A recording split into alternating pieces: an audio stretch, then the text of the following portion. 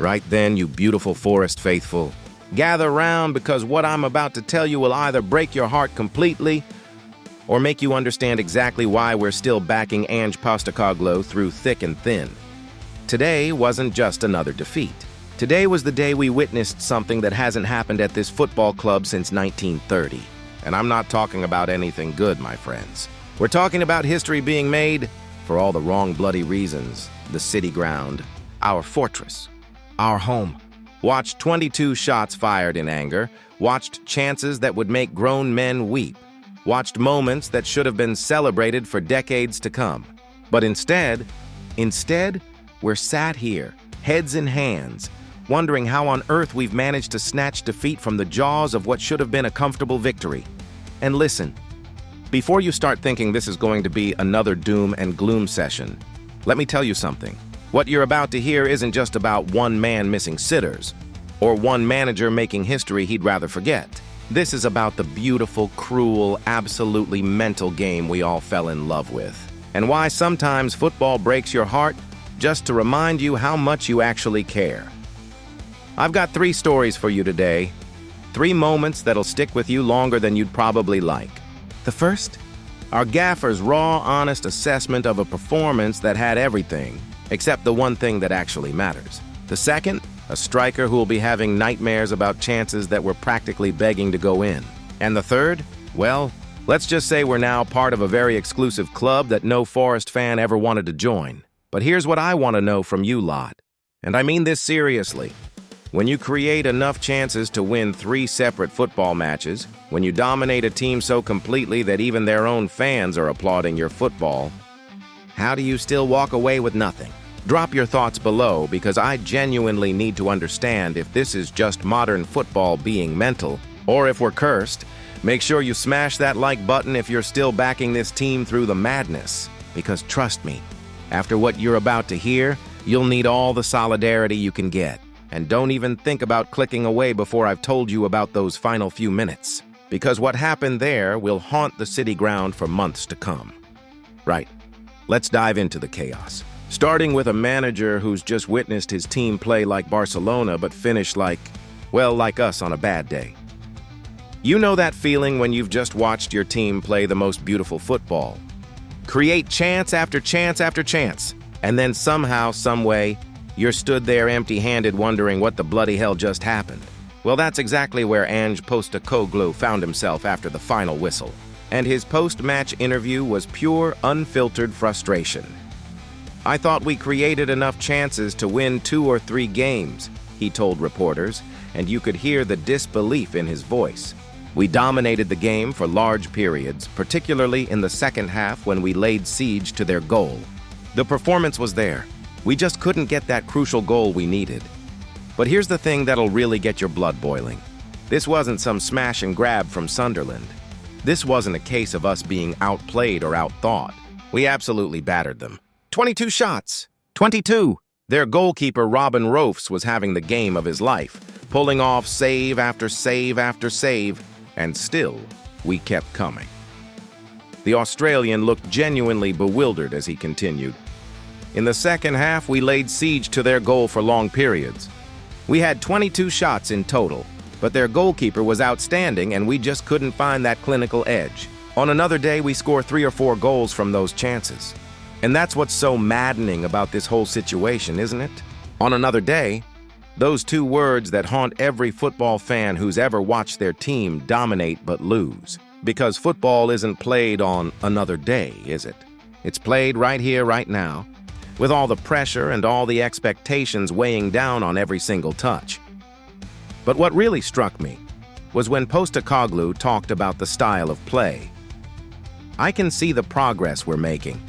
The football we're playing gives me confidence that the results will come. And you know what? He's absolutely right. If you'd walked into the city ground today without knowing the score, you'd have sworn we were 3-0 up and cruising. The movement, the passing, the intensity. It was everything we dreamed of when Ange first walked through those doors. But football, cruel mistress that she is, doesn't award points for style. She doesn't give you 3 points for having 65% possession or for creating enough chances to fill a highlight reel. The atmosphere was brilliant, The fans gave us everything they had, Postecoglou admitted, and you could see the pain in his eyes. I'm disappointed we couldn't give them something back. They deserved better from us today. That's the thing about this manager. He gets it. He understands that we're not just watching 22 players kick a ball around. We're investing our hearts, our hopes, our bloody Saturdays into this team. And when it doesn't come off, when Lady Luck decides to take a holiday, it hurts everyone connected to the club. Here's what I want to know, though. Do you believe him when he says the results will come? Are you seeing enough in these performances to keep the faith, even when the final score keeps kicking you in the teeth? Because that next story I'm about to tell you, it might just test that faith to its absolute limit. Comment below and let me know. Because what happened in those final few minutes will either convince you that football is rigged, or that sometimes the universe just has it in for Nottingham Forest. Either way, you need to hear this. Right. Brace yourselves for this one. Because what I'm about to tell you about Chris Wood's final few minutes is the kind of thing that makes grown men question everything they believe about football, destiny, and whether someone upstairs has got it in for our beloved Forest. Picture this scene.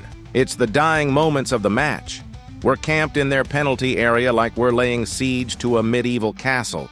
And up steps Chris Wood with not one, but two golden opportunities to salvage something from this madness. What happened next?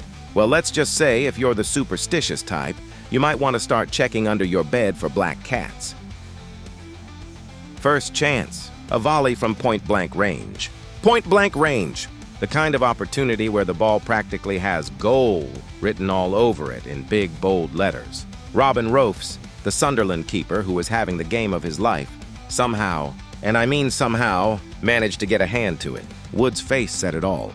Pure disbelief mixed with the kind of anguish that only football can deliver. But wait, it gets worse. Oh, it gets so much worse. From the resulting corner, the ball drops perfectly for Wood again. 6 yards out, completely unmarked. The goal gaping in front of him like a hungry mouth waiting to be fed. This is it, you're thinking. This is the moment. Justice is about to be served, and we're about to snatch a point that our performance absolutely deserved. He connects with his head. And it goes wide. Wide! 6 yards out, unmarked, and it goes wide. I've seen the replay 17 times now, and I still can't believe what my eyes are telling me. Wood immediately put his hands to his head in disbelief. And honestly, I don't blame him. That's the kind of miss that haunts strikers for months. The kind of moment that wakes you up in cold sweats wondering, what if? The man was left absolutely devastated, and you could see it written all over his face as he trudged off the pitch. These weren't half chances or speculative efforts. These were the kind of opportunities that strikers dream about. The kind that usually end up on highlight reels for all the right reasons. Instead, they'll be replayed for all the wrong ones. And here's the cruel irony of it all. Wood's been one of our most reliable finishers over the years. He's the kind of striker you'd back to bury those chances 9 times out of 10. But football, that beautiful, heartbreaking game we all adore, decided that today was going to be that 1 time out of 10. What makes it even more painful is the timing. This wasn't the 15th minute when there's plenty of time to make amends. This was the dying moments. Last chance saloon. The kind of moment where heroes are made and legends are born. Instead, we got the football equivalent of a tragic opera, complete with all the drama and heartbreak you could ever want. The worst part? You could see it in the players' faces afterwards. That look of how on earth did we not score, mixed with the dawning realization that sometimes, no matter how well you play, no matter how many chances you create, football just isn't fair. I've got to ask you this, though, and be honest. How do you even process something like that? Do you laugh because otherwise you'd cry? Do you blame bad luck, poor finishing, or just accept that sometimes the footballing gods have other plans? Drop your thoughts below because I genuinely need some therapy after watching those replays.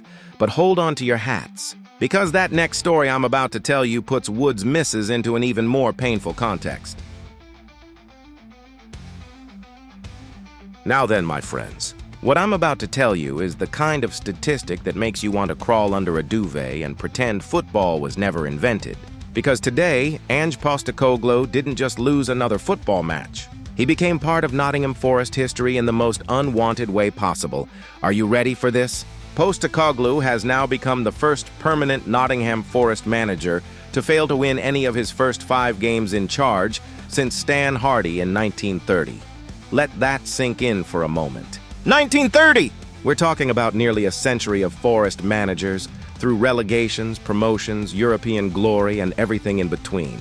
And our Ange has managed to equal a record that nobody, and I mean nobody, ever wanted to touch. 1930, people. That's before television, before the Premier League, before half the bloody stadium was even built. Stan Hardy was managing when players wore those heavy leather boots, and the ball was basically a medicine ball covered in leather. And now, in 2025, with all our modern tactics and sports science and data analysis, we've managed to replicate that exact same unwanted achievement. The cruel irony? This isn't because we've been playing terrible football. This isn't because the tactics are wrong or the players aren't trying. If anything, it's the complete opposite. We've been playing some of the most exciting attacking football the city ground has seen in years. We're creating chances, dominating possession, winning the tactical battles, and somehow, someway, we keep walking away with nothing to show for it. When confronted with this statistic after the match, Postecoglou acknowledged the unwanted milestone with typical honesty. Obviously, the record isn't what I want, but I can see the progress we're making. The football we're playing gives me confidence that the results will come. And here's what's driving everyone absolutely mental. You can see he's right. The progress is there, clear as day. The style of play is evolving exactly as planned. The players are buying into his philosophy, creating chances, pressing high, playing with intensity and purpose. But football, that cruel mistress, doesn't care about progress or philosophy when the final whistle blows. 5 games, 0 wins. But probably enough chances created to win 15 matches. It's the kind of record that makes you question everything you thought you knew about football. How can a team play so well and achieve so little? How can everything look so right but feel so wrong? The supporters, bless them, are caught in this impossible situation. Do you back the manager because the football is brilliant? Or do you worry because results are what actually matter in this game? It's like watching the most beautiful car in the world. That won't start. What makes this even harder to take is that Stan Hardy's record stood for 95 years. 95 years! Through world wars, through Forest's golden era, under Clough, through relegations and promotions and everything in between. Every single permanent manager found a way to win at least one of their first 5 games. Until now. And the maddening thing is, any one of today's 22 shots could have changed everything. Wood's header, Anderson's curler, any of the dozen other chances we carved out. One goal, just one, and this conversation becomes completely different. Instead, we're making history for all the wrong reasons. Postecoglou remains defiant, though, and you've got to admire that. I believe if we keep playing this way, the wins will come. We just need to stay together and keep believing in the process. So here's the million-pound question for you lot. Do you believe him? Are you willing to stick with beautiful football and ugly results? Or is there a point where style has to give way to substance? Because patience might be wearing thin despite the positive play. Comment now and let me know. Because this record isn't just about Ange anymore. It's about all of us, and how much faith we're willing to have when everything looks right except the one thing that actually matters. The final score. What do you reckon? Are we cursed or just incredibly unlucky? Either way, next week can't come soon enough.